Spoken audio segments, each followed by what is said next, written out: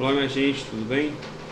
Sejam bem-vindos a mais um vídeo. Hoje, meditando na Escritura, nosso vídeo semanal sobre um comentário bíblico, uma reflexão sobre a Palavra de Deus. E hoje vamos falar sobre o verdadeiro avivamento, lá no livro de Abacuque, né? Se você gosta da teologia e da filosofia cristã, esse canal é para você. Curte, comente, se inscreva e compartilhe aí os nossos vídeos, beleza? Pode maratonar, fique à vontade para assistir tanto a playlist do Meditando na Escritura como os outros vídeos sobre filosofia e os outros assuntos na perspectiva bíblica e cristã, beleza? Então é isso, vamos lá. Abacuque capítulo 3. Eu coloquei na thumb versículo 2, mas eu vou ler 1 e o 2. Diz assim: oração do profeta Abacuque sob a forma de canto. Ouvi, Senhor, a tua palavra e temi. Aviva, ó Senhor, a tua obra no meio dos anos, e no meio dos anos a notifica. Na ira, lembra-te da misericórdia. Esse é um livro interessantíssimo, né?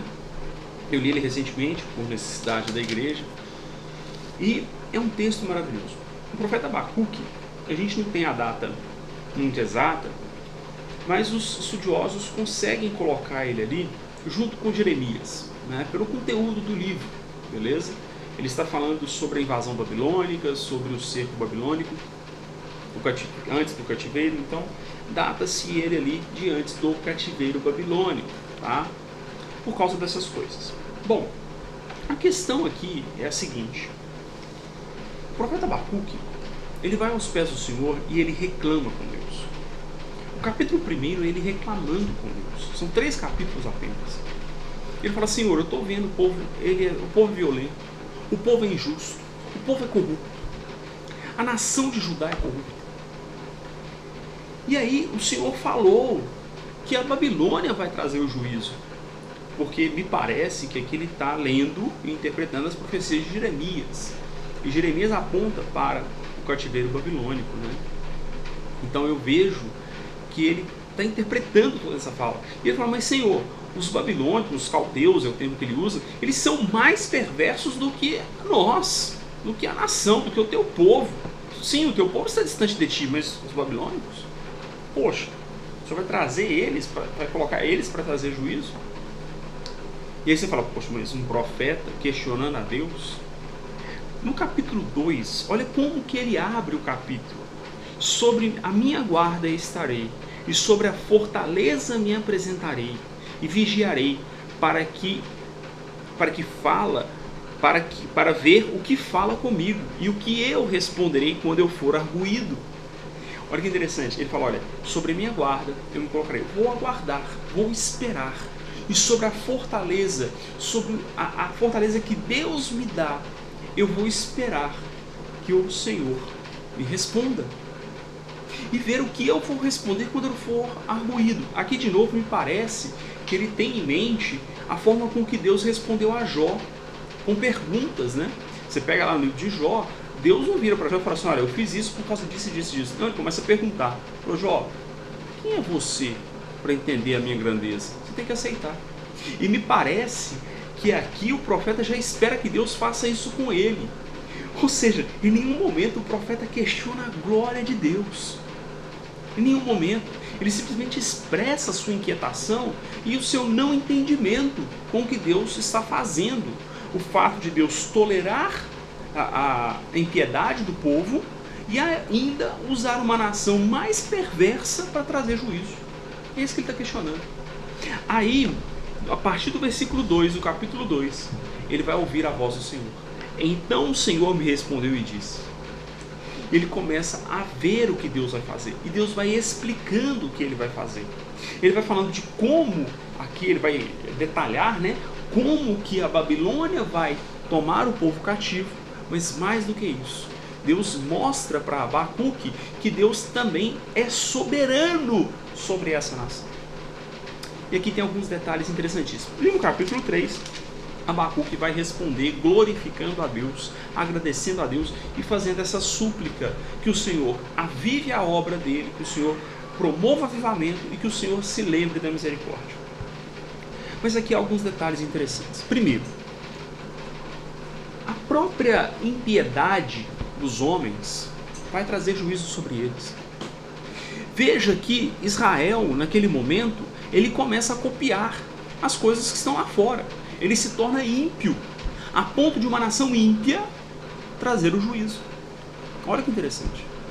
E quando nós olhamos para os nossos dias, nós estamos vivendo assim.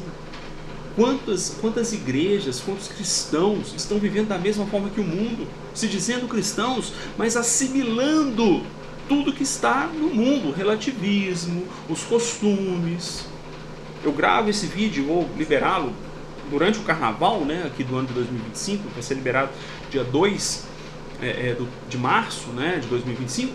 Exatamente, estamos no carnaval. Quantos cristãos estão de uma forma ou de outra vivendo esses valores relativistas, em nome da diversão, fazendo aquilo que é contrário à palavra de Deus.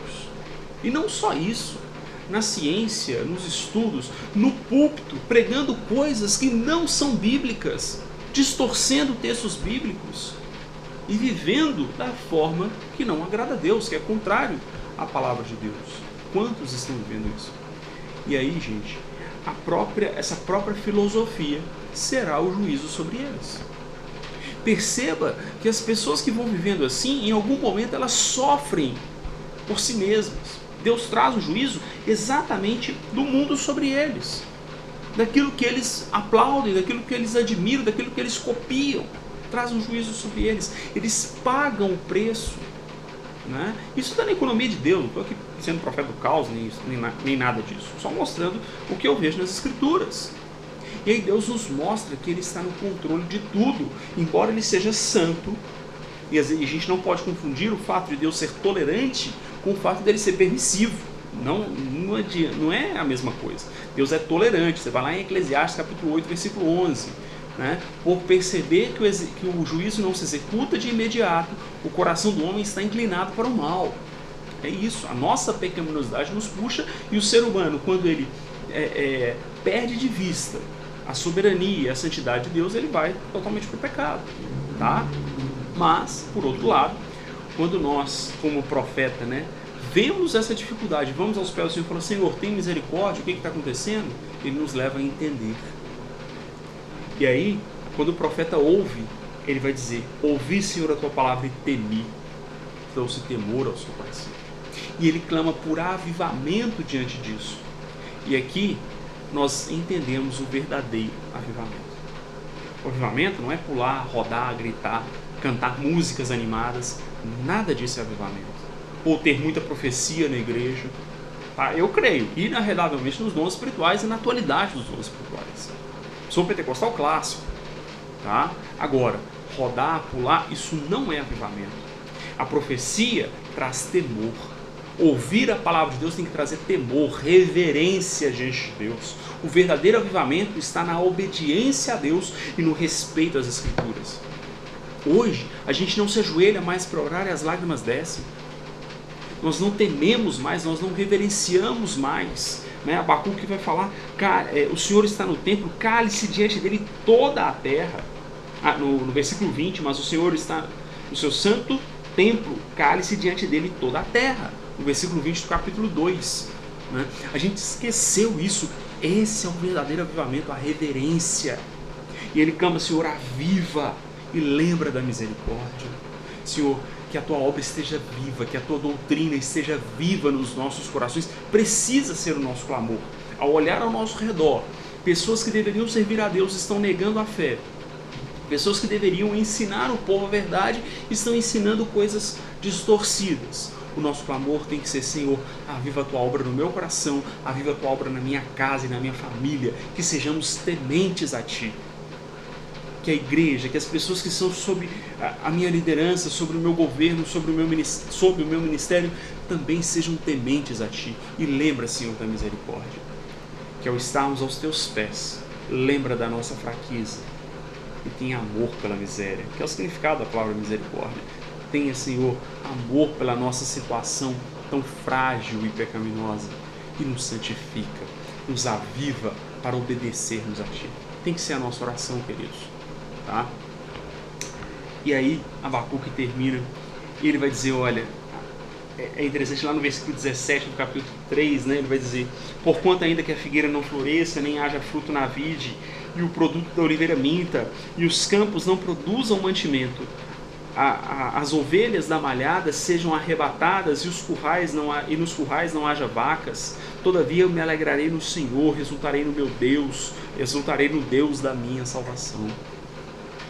Olha, esse avivamento, esse curvar ao Senhor é exatamente o que precisamos para termos essa certeza.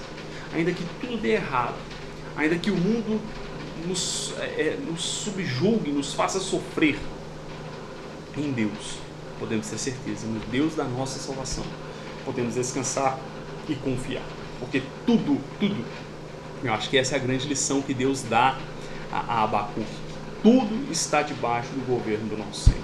Amém? Que Deus abençoe na sua palavra, que Deus abençoe você, sua família, seus afazeres, sua profissão, enfim, a sua igreja. Que Deus abençoe todo o seu povo, em nome de Jesus. Amém? Um grande abraço e até o próximo vídeo.